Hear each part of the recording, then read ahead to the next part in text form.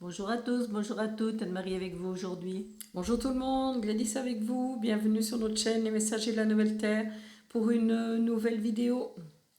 Alors on peut dire que les enseignements, ça pleut, hein, là. Ça pleut dehors, mais ça pleut aussi au niveau enseignement, hein. Là, on est un petit peu, on va dire, bombardé d'informations et c'est vrai que, voilà, après c'est un peu compliqué pour les redonner, mais ce On va essayer. sujet, voilà, parce que ce sujet nous a paru quand même assez important et je pense qu'il va parler peut-être à pas mal de personnes. Alors on s'est dit qu'on allait faire une vidéo là-dessus et on demande à nos guides de lumière de nous donner les informations complémentaires si besoin. Alors, comment on aborde ça? Eh bien, on va aborder avec mon exemple, comme d'habitude, hein. Mais c'est elle qui va raconter parce que je trouve qu'elle parle bien. Alors, dans la vie d'Anne-Marie, hein, qui a été très variée et très mouvementée, mais elle a surtout été, pendant pas mal d'années, on va dire, vécue à travers des conditionnements importants. Des conditionnements sociétaux, des conditionnements Familiaux. familiaux très importants. Anne-Marie est née en Algérie et on va dire Pendant la guerre. pendant la guerre et on va dire que issue d'une famille, je crois qu'on appelle pied noir en France, hein, moi je suis pas trop au courant de cette culture, Française immigrée, on va dire. voilà. On va dire quand même que cette culture est très pro-famille, obligation pour la femme de se marier, de faire des gamins. Quand même, tu es né dans une période et dans une famille très, on va dire, comment expliquer, parce que pour moi qui viens de Suisse, c'est un peu particulier, mais Avec des dogmes, très, avec ouais, des dogmes, ouais, avec des très, dogmes très qui est très dogmatique. Et dogmatique, je veux hein. dire, la femme, elle a un certain rôle à laquelle elle ne peut pas déroger. Et ben voilà, donc arrivé à l'âge, on va dire, normal où tu devais te marier, Il fallait partir de la maison. voilà, il Une, fallait une partir. femme à 18 ans, à mon époque, était majeure, devait être mariée et commencer à avoir des gamins, avoir une vie de couple, quoi. Et une vie qui est dans, on va dire, ce Ce move, rail, ce ce mouvement. conditionnement, ce carcan de règles, de pensées, de croyances, hein. Et ce qu'on s'est rendu compte, eh ben, d'une certaine manière, c'est que dans ce monde-là, eh ben, comme elle devait se marier, eh ben, elle s'est obligée à se marier, mais elle ne le voulait pas. Mais elle s'est obligée. Et tout en regardant toute sa vie, on s'est rendu compte que déjà, de par ces codes d'obligation qui étaient mis et bien posés, il y Mais, avait toujours cette notion, je dois, j'ai pas le choix, je dois. Si je refuse de faire ce que le conditionnement familial ou sociétal réclame, je vais être mis au banc. Donc ça, ok. moi, Donc j'irais je un tout petit dois. peu plus loin, j'irais Ouais. même depuis, on va dire, depuis mon incarnation, où on m'a Oui. mis un sexe féminin, alors que pour moi, je suis ni féminin ni masculin. Pour moi, je suis vraiment androgyne, c'est-à-dire qu'il n'y a aucune importance, et qu'il a fallu quand même, étant né dans un sexe féminin, suivre toute la politique du sexe féminin, on va dire, dans un pays catholique, donc j'ai dû suivre l'enseignement catholique, alors que j'étais pas du tout ok Après, quand avec. tu es rentrée en France, ça. Oui, mais même petite, je veux Ah, dire, ça a été vraiment, on pourrait dire que toute ma vie a été un combat entre ce qu'on m'obligeait, que donc m'obligeais à être, et ce que j'étais au plus profond de moi. Imaginez-vous, médium, voyante depuis toute petite, c'est-à-dire que je voyais les choses, je disais les choses, on me disait tais-toi, faut pas le dire. Donc je veux dire que j'ai toujours été dans ce contraste où je voulais être quelque chose que je ne pouvais pas être, et donc je m'obligeais à être ce que je n'étais pas, parce que j'avais quand même gardé dans ma conscience, on pourrait dire, encore aujourd'hui, un petit peu de ce que je suis. tout à fait. J'étais pas dans l'oubli total, Complètement. Donc ça veut dire qu'à quelque part, tu étais obligé de suivre les dogmes et en même temps, tu ne voulais pas. complètement. Et aujourd'hui, quand tu arrives encore dans une situation où, à quelque part, tu es obligé de, mais que tu ne le veux pas, qu'est-ce qui se passe? Je casse. Que ça soit moi, que ça soit la matière, je casse. Mais alors ça devient. Ah, là, c'est en une fraction de seconde. À la limite, on n'a pas le temps de faire ouf et de comprendre ce qui arrive, c'est cassé. Et c'est parce que justement, il y a eu cette, on va dire, cette casse ici à la maison, que cet enseignement a pu nous être donné. Tout à fait. Alors, est-ce que tu veux peut-être expliquer un petit peu le cadre pour bien montrer que dans cette histoire de « je m'oblige et je ne veux pas », même si aujourd'hui tu es sorti de ce dogme familial, il y a toujours en toi cette pensée et cette croyance qui a donc certainement été mise dans ton cahier des charges. Je pense que pour choisir déjà de naître en Algérie sous colonisation française. Avec un papa policier donc, qui n'a pas pu partir avant le dernier moment de 62, c'est-à-dire vivre toute la guerre. Voilà. Et après d'arriver en France en tant que migrant, pour ainsi dire. Donc non accepté. Non accepté. Donc déjà pas accepté en Algérie en tant que tel, pas accepté en France en tant que tel non plus, mais avec quand même un conditionnement sociétal, familial très important. Donc il y a quand même tout un terreau, si on regarde ton histoire, qui est bien un terreau où la pensée a été, on va dire, mise de ce « je dois m'obliger ». Oui, mais si tu regardes un peu, parce qu'on est une fratrie de 4 enfants, il n'y a que moi qui ai vécu ça. Les autres se sont très bien adaptés, mais quand on voit qui ils sont aujourd'hui, ils sont très bien adaptés. Il n'y a que moi qui suis inadaptée. Pour ainsi dire, dans ce mais on va dire je aussi, ne veux pas être ce que vous me demandez d'être. Tout à fait. Mais je dois m'obliger à être ce que vous me demandez d'être. Complètement. Mais dans ta fratrie, quand même, il y a des différences d'âge importantes. Oui. Ça veut dire que les êtres qui sont descendus et qui se sont incarnés dans ce terreau-là n'ont peut-être pas tous le même travail à faire. Oui. D'accord ? Toi, tu es arrivé quand même fin des années 50. Donc, à quelque part, il y avait là aussi un mouvement et on va dire certaines incarnations qui arrivaient pour permettre aussi de poser ce qui devait être posé pour qu'aujourd'hui, pour l'évolution, une belle 60aine d'années plus tard, on arrive au point où on est. Hein? Donc, mais ce que je veux dire par là, c'est que la lumière que tu es aurait pu choisir un autre lieu. Elle aurait pu choisir un pays comme, par exemple, moi, un peu plus cool, la Suisse. Hein? D'être en Suisse, c'était quand même si ça n'a pas été simple, mais c'était quand même plus aisé. Il y avait moins... Là, il n'y avait pas toute cette histoire de conflit de guerre. Et puis surtout, toutes ces on n'a pas... Voilà, hein, en Suisse, on a quand même si moi j'observe mes parents qui étaient quand même âgés, mais ils avaient une certaine ouverture d'esprit quand même. Hein. On est un pays un petit peu plus quand même libre, même si on est en retard sur certaines choses, sur d'autres, on était quand même beaucoup plus en avance. Et notamment au niveau de ces conditionnements sociétals, de ce que c'est une fille, de ce que c'est un garçon. Moi, mon père, il me langeait et il n'avait absolument pas honte de promener la poussette, ce qui parfois provoquait un tollé général en Italie, où là aussi, je veux dire, les dogmes familiaux, sociétaux sont plus importants que ce que nous on avait en Suisse. Donc, quand même, si on revient à ça, la lumière que tu es a choisi ce terreau-là, elle a choisi de te mettre dans un endroit où on doit s'obliger pour répondre à un conditionnement, pour répondre à des obligations.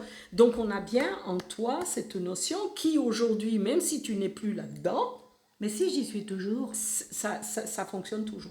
J'y suis toujours, parce que j'avais jamais pris conscience à quel point je luttais, entre guillemets, contre justement cette obligation, mais que je luttais contre moi pour m'obliger à, je veux dire. Mais je luttais, mais en même temps je m'obligeais, donc je luttais contre qui je suis.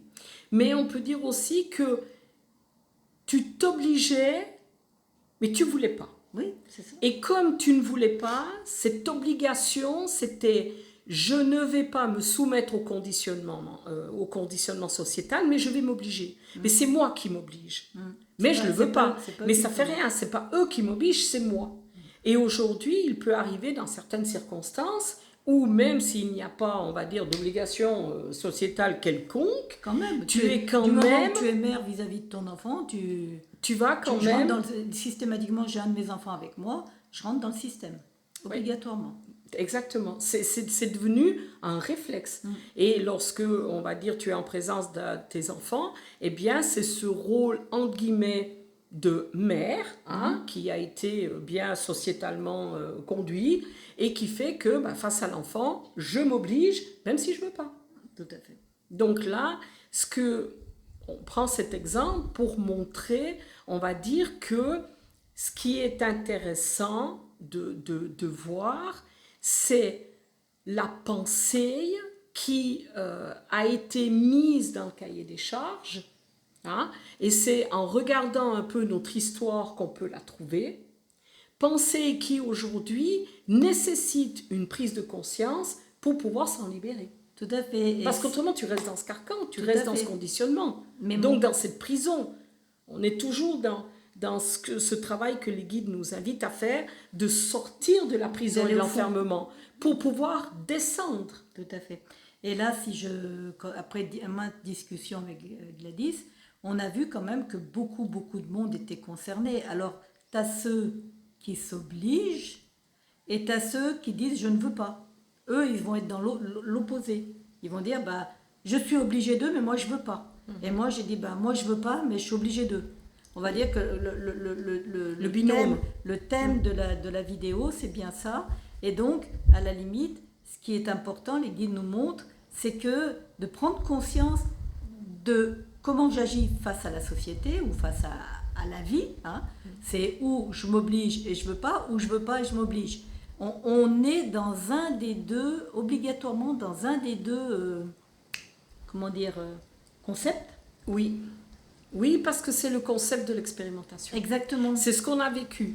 Alors même si aujourd'hui on ne doit pas aller ressasser et tout, mais il est important d'en prendre conscience pour pouvoir éclairer ce point du cahier des charges et permettre sa purification et sa dissolution. Exactement, parce que nous, l'événement était un truc très simple. Gladys m'a parlé de ma fille qui était avec nous, et elle me dit tu dois accepter le move.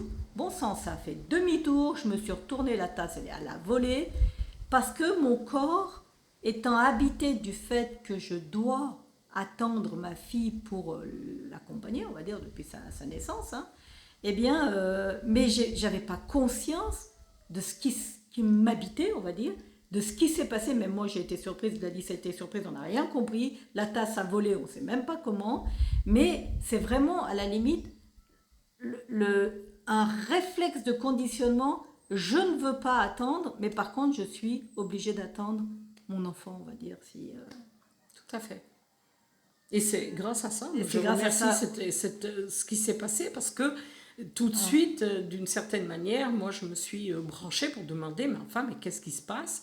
Et c'est là que ça m'a été donné, cet enseignement de je suis obligée, mais je ne veux pas, que ça crée une telle, et aujourd'hui, vivant de plus en plus en conscience, l'impact est beaucoup plus rapide, et donc ça nous permet, en voyant l'événementiel qui est là, de prendre conscience de ce qu'il y a en amont d'une manière rapide, parce que c'est on va dire, ça a été immédiat. Entre guillemets, ce travail-là qui nous est demandé, même si le terme travail, il nous faut... ça, on verra après. On verra après, 2 minutes là. Mais je veux dire, c'est vraiment important, l'événementiel arrive, il y a une raison, on demande sa conscientisation immédiate et l'information, elle descend. Et là, ce qui est descendu, c'est oui, le problème, c'est qu'elle s'oblige à attendre alors qu'elle ne veut pas attendre. Et ça crée une telle crispation, une telle contraction en elle que, merci la tasse d'avoir cassé, parce qu'autrement, c'était comme il y a eu, je crois, qui était le même à peu près une année et demie, qui était le même problème, où là, elle est tombée, elle s'est ouvert l'arcane, si vous vous souvenez, avec après opération du poignet, etc. Mais je veux dire, c'est exactement la même difficulté, où d'une certaine manière, moi, je ne voulais pas aller à un certain endroit, et elle voulait s'y obliger, parce que là aussi, c'était, on va dire, son enfant qui était en cause. Donc, c'était exactement la même chose. Mais on n'avait pas compris à l'époque ça. On a posé d'autres compréhensions. C'est toujours un petit peu comme à l'époque, on disait l'oignon et toutes ses plures.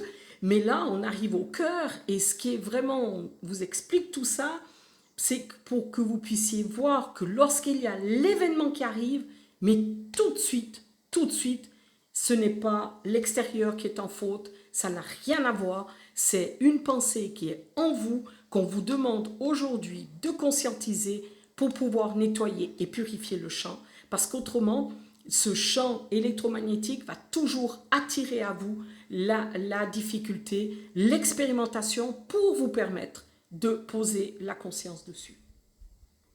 Donc je crois que là on est clair. Maintenant si tu veux venir juste parler de cette histoire de Alors travail. voilà, oui. Alors voilà, on a eu un commentaire par rapport au fait que j'utilise toujours le mot travail. Et je salue la personne. Voilà. Boubou se reconnaîtra. Voilà. Mais pour moi, Gladys me dit, mais oui, tu es toujours en train de dire travail. Je dis oui. Et j'ai demandé au guide pourquoi je disais toujours travail. Et on a répondu à Boubou, c'est parce qu'on remplace le mot travail par œuvre. Mais à un moment donné, ça y est, je ne me rappelle plus. Dis-moi, c'est toi qui te rappelles, comme d'habitude. Tu es mon cerveau. Tu te rappelles plus du mot qu'on t'a donné? Non. Façonné. Ah voilà. Et heureusement que tu es là. Ouais, heureusement qu'elle est là. Après, les gens me disent pourquoi. Mais moi, j'ai une mémoire de poisson rouge. C'est-à-dire que le poisson rouge, quand il a fait le tour du bocal, il ne se rappelle plus exactement quand il est parti. C'est pour ça qu'il peut tourner dans un bocal. Ben, moi, c'est pareil. Donc, on va te demander de sortir du bocal. Voilà, et on me demande de sortir du bocal. Donc, voilà ce que les guides m'ont dit. À la place du mot travailler, ça serait façonner. Parce que moi, le mot travailler, je l'utilise comme le façonnage de l'ouvrage. Et non pas comme un travail de labeur dur, où il faut aller au boulot le matin à 6 heures pour gagner sa paye. Et puis voilà. Si on veut rebondir sur le thème d'aujourd'hui, on pourrait dire que ce travail pourrait être cette obligation alors que je ne veux pas. Exactement. Pour certaines personnes, c'est comme ça que le travail est perçu. C'est-à-dire que je m'oblige à aller travailler, mais en fait, je ne veux pas. D'accord ? Mais aujourd'hui, ce qui est demandé dans ce mot travail, comme là, de voir cet événementiel et d'aller tout de suite aller chercher l'information, oui, on peut dire que c'est une manière de travailler, mais c'est dans le mot d'aller pouvoir œuvrer pour la lumière que je suis, qui ne peut pas encore passer, parce que là, il y a encore de l'ombre en moi. Donc parfois, on utilise ce mot travail. C'est vrai que le mot façonner est plus, on va dire, porteur d'une énergie, parce que malheureusement, le mot travail a un égrégore très négatif, très lourd, parce que beaucoup de monde aujourd'hui, dans le mot travail, c'est l'obligation, alors que la personne ne veut pas. Donc c'est une obligation alimentaire, c'est une obligation vitale, c'est une obligation qui fait que ce mot... Ou alors, tu as carrément les gens qui ne s'obligent pas et qui ne veulent pas, qui sont dans le « je veux pas ». On est bien aussi, je veux dire, les deux. Oui, mais l'égrégore est là. Voilà, mais on peut avoir les deux comportements. Clairement. C'est pas je ne veux pas et je m'oblige. Ça peut être aussi je suis obligée, comment dire. Je vois, moi, par exemple, par rapport à ma fille, où moi, je suis dans je m'oblige, et elle est plutôt, elle va prôner le je veux pas. Elle va aller dans la file du je ne veux pas. Tout à fait. Et moi, je suis dans la file de je veux pas, mais je m'oblige. C'est bien deux files différentes. Et pourtant, c'est très important de voir ça. Tout à fait. Et c'est vraiment, on peut dire, c'est ce qui a permis l'expérimentation. Et il nous faut l'accueillir et l'accepter. Puisqu'on l'a vécu, c'est quelque chose qui est indéniable, c'est là. Même si aujourd'hui ça s'arrête, ça a été là. Et pour que ça s'arrête et que ça s'arrête, voilà, il faut nettoyer tout ce qu'il y a encore dans le champ électromagnétique. Et je répète, parce que vraiment ils insistent, tous les événementiels, tous les événements qui arrivent sont là pour vous permettre de conscientiser encore ces pensées et ces croyances qui vous font, on va dire à l'insu de vos pleins grés, vous ne le voyez pas et pourtant elles œuvrent en vous. Et ça, vous font agir. Ça doit être enlevé pour pouvoir monter fréquentiellement, monter en vibration, et il ne peut plus y avoir de pensée ou de croyances non conscientes. Tout doit être éclairé par la lumière que je suis. La lumière que je suis doit pouvoir passer dans toutes les cellules de mon corps, doit pouvoir passer dans toutes les parties de ce que je suis, et ainsi pouvoir rayonner. Et donc la manifester dans la matière sur la terre. Alors voilà, on a fait le tour. Je pense. Alors on vous dit à tout bientôt.